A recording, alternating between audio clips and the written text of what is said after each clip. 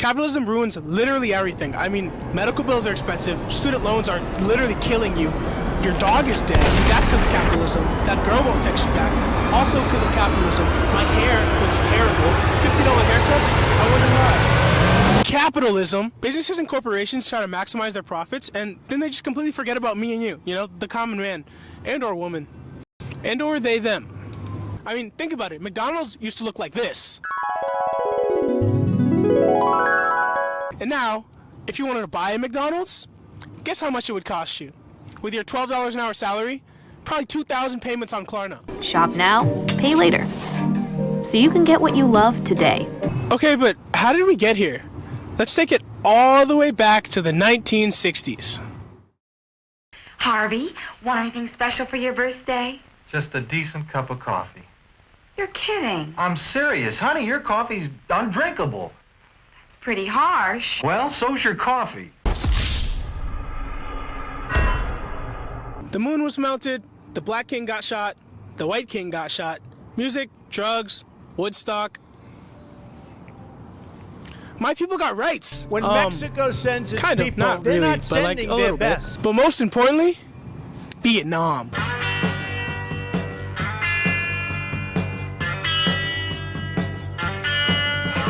The rich were skipping, the poor were dying, and the people just had enough. Society quickly realized they were being gaslit, like, all the time. And they realized maybe the point of life isn't to work yourself to death in a corporate job. Maybe it's the pursuit of happiness, no Will Smith. Maybe I just want to do acid and find myself. Who am I really as a person? What do I enjoy? So they decided to fight back. But the government fought back harder. The people in power responded with a smooth-talking, rich as fuck millionaire, Ronald Reagan. I know that's not at all who you were thinking, but it's funny how it happened twice, He didn't get elected off policy. He got elected by trashing his opponents. Laugh. Laugh now. Laugh. Reaganomics, better known as trickle-down economics, maybe better known as Reaganomics, was the real killer. I mean, he heard that everyone wanted to be happy, find themselves, maybe even make a living wage. And he said, it's your fault you're poor. Matter of fact, you're so poor and bad with your money that I'm just going to give it to my rich white friends, and we're going to do whatever we want with it, and then maybe eventually one day it'll trickle down and they'll just give it to you, maybe, if they feel like it. Probably. I think so.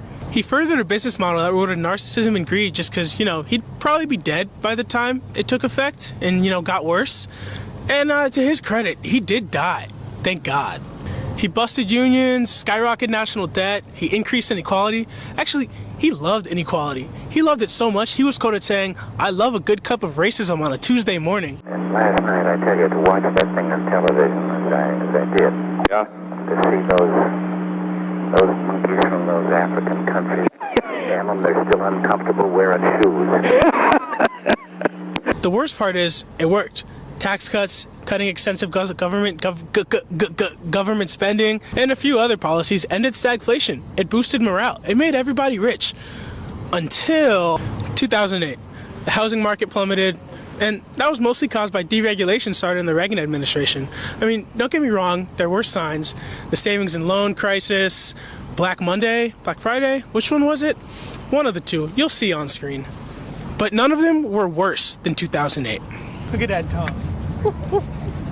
Now, I know what you're thinking. What the fuck does this have to do with capitalism?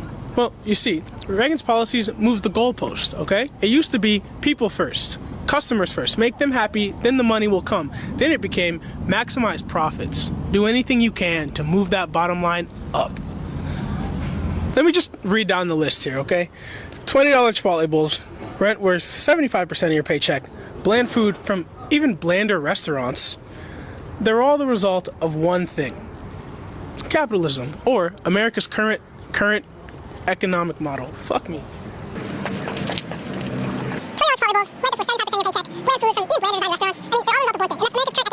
The working class is overworked, underpaid, and yet still told to work harder.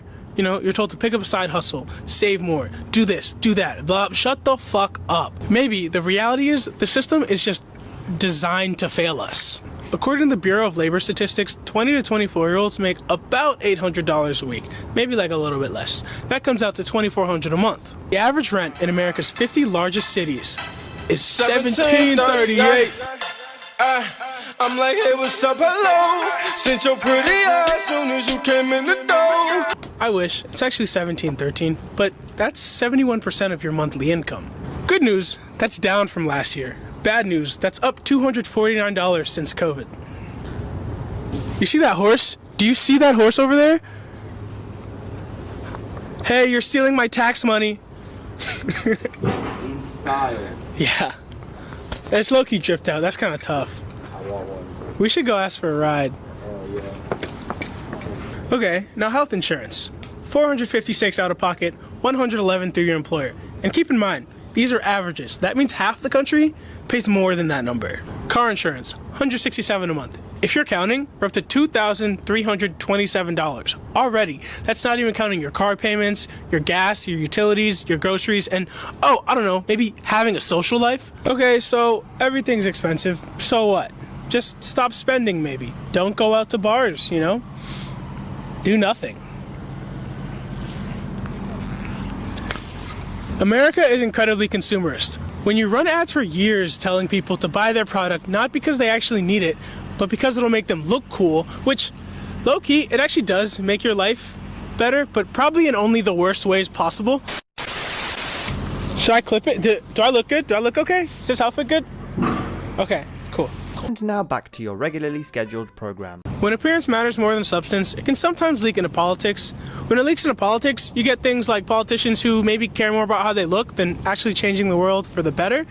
When that happens, then Twitter becomes like, I don't know, the greatest thing ever. Twitter becomes X, actually. And then somehow that leads to invading Venezuela. Okay, yeah, no, I read that right. Not really sure how we got here, but we did. This is life now. I don't know, I didn't really get this far in my notes, so.